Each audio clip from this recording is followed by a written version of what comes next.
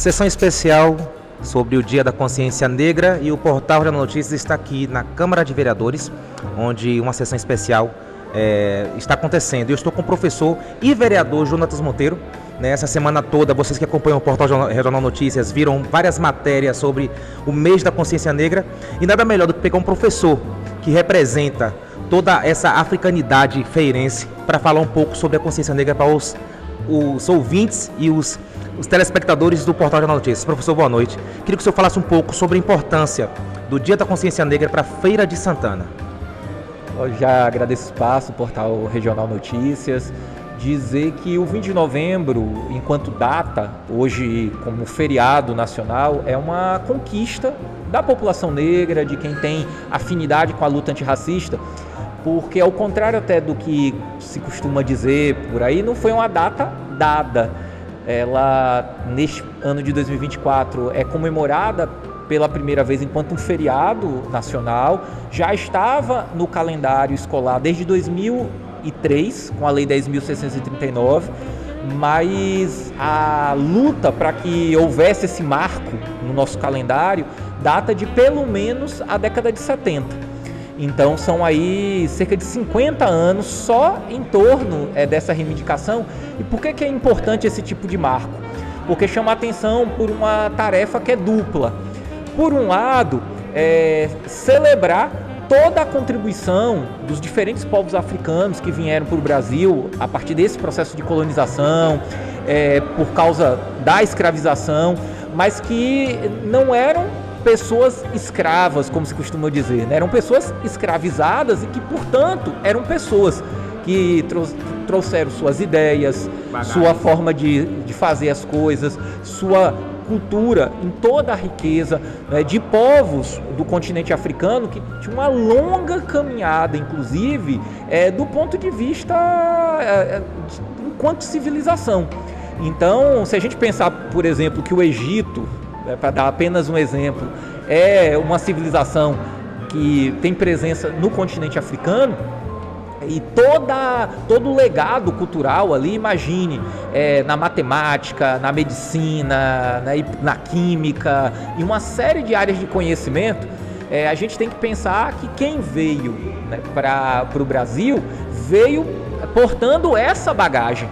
E por isso contribuiu muito para a nossa sociedade, para além daquilo que geralmente é lembrado, a culinária, a língua, né, a dança, a música, tudo isso, claro, tem uma marca negra muito forte aqui no nosso país, mas as contribuições vão além disso.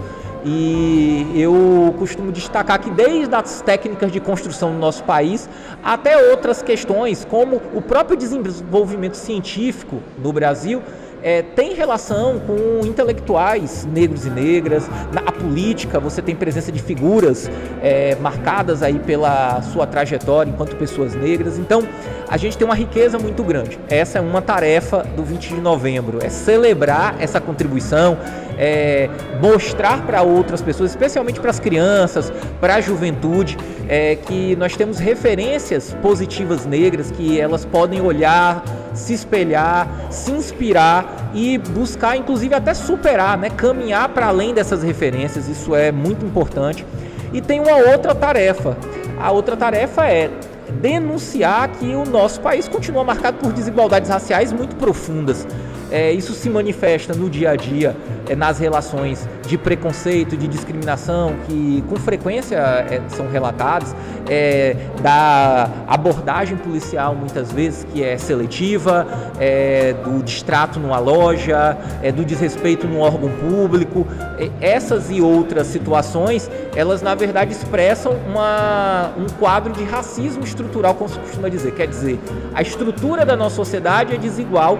Isso é visto, além dessas situações de uma pessoa com a outra, nos números que mostram que a população negra brasileira ela ainda tem menos acesso às instituições de educação, menos acesso aos postos mais qualificados no mercado de trabalho, ela ainda é marcada por negação de direitos básicos, porque muitas vezes está concentrada nos bairros ou comunidades rurais que são as mais desassistidas, né, de diferentes formas aí, desde o direito à saúde, do direito ao transporte, da questão do saneamento.